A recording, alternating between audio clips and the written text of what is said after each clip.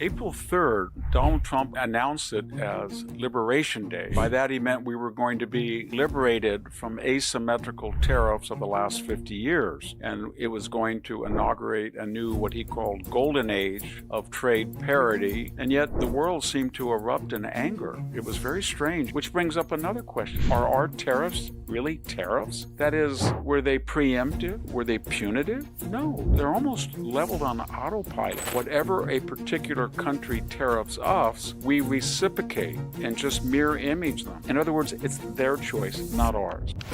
Hello, this is Victor Davis Hanson for the Daily Signal. April 3rd, Donald Trump announced it as Liberation Day, and by that he meant we were going to be liberated from asymmetrical tariffs of the last 50 years. And it was going to inaugurate a new, what he called, golden age of trade parity, greater investment in the United States, but mostly greater job opportunities and higher paying jobs for Americans. And yet the world seemed to erupt in anger. It was very strange. Even people on the libertarian right and, of course, the left were very angry. Victor Davis Hanson breaks it down. Trump's Liberation Day isn't the start of a trade war. It's the end of America getting played. For 50 years, we took the hit while China, India, Vietnam, and Europe jacked up tariffs and thrived. But now that Trump mirrors their moves, the elites are losing it. This isn't aggression, it's payback. And Victor's here to tear the fake outrage apart. Wall Street Journal pilloried Donald Trump. But here's my question. China has prohibitive tariffs. So does Vietnam. So does Mexico. So does Europe. So do a lot of countries. So does India. But if tariffs are so destructive of their economies, why is China booming?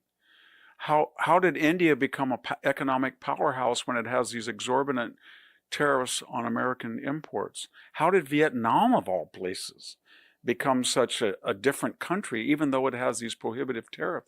Why isn't Germany, before its energy problems, why wasn't it a wreck? It's got tariffs on almost everything that we send them. How is the EU even functioning with these tariffs? I thought tariffs destroyed an economy, but they seem to like them. And they're angry that they're no longer asymmetrical. Apparently, our people who are tariffing us think tariffs improve their economy. Maybe they're right. I don't know. The second thing is, why would you get angry at the person who is reacting to the asymmetrical tariff and not the people who inaugurated the tariff? Why is Canada mad at us when it's running a $63 billion surplus and it has tariffs on some American products at 250%? Doesn't it seem like the people who started this asymmetrical, if I could use the word trade war, should be the culpable people, not the people who are reluctantly reacting to it? Sort of like Ukraine and Russia. Russia invaded Ukraine. Do we blame Ukraine for defending itself and trying to reciprocate? No, we don't. We don't blame America because it finally woke up and said, whatever they tariff us, we're going to tariff them. Which brings up another question. Are our tariffs really tariffs? That is, were they preemptive? Were they leveled against countries that had no tariffs against us? Were they punitive? No. They're almost leveled on autopilot. Whatever a particular country tariffs us, we reciprocate and just mirror image them. And they go off anytime that country says, it was a mistake. We're sorry. You're an ally. You're a neutral.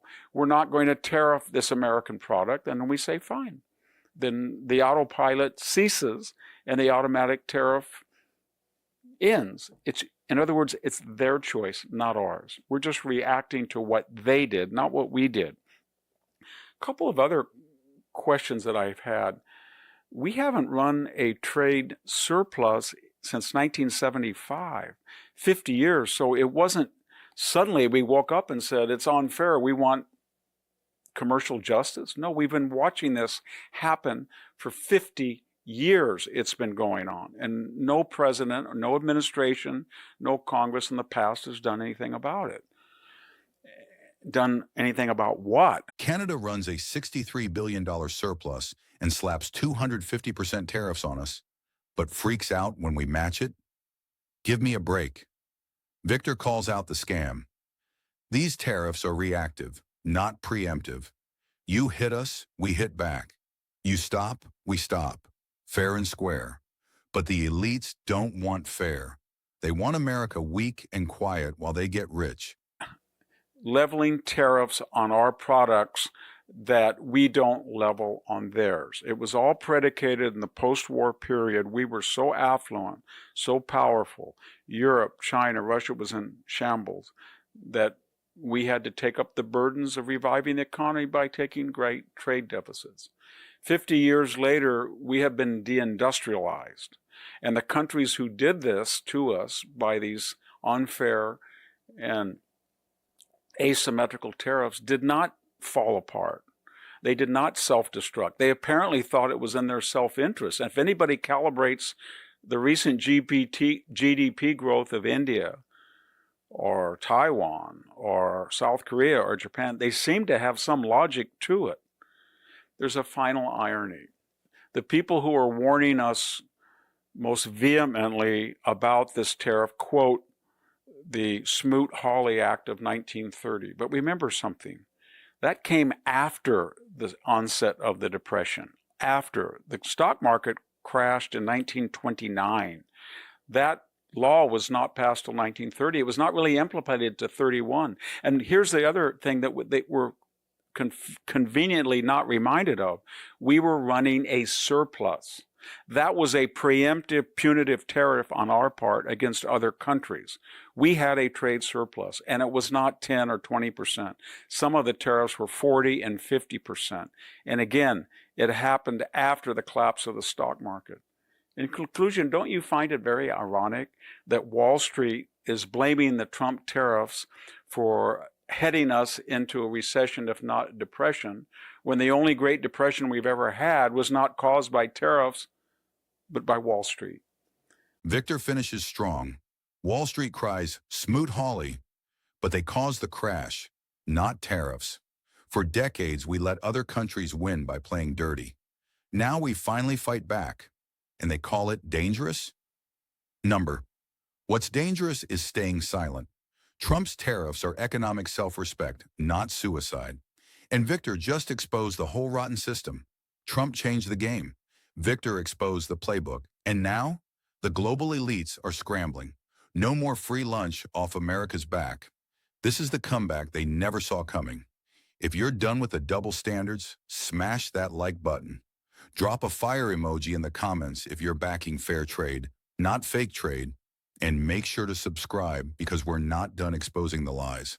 This is the new era, and it starts now.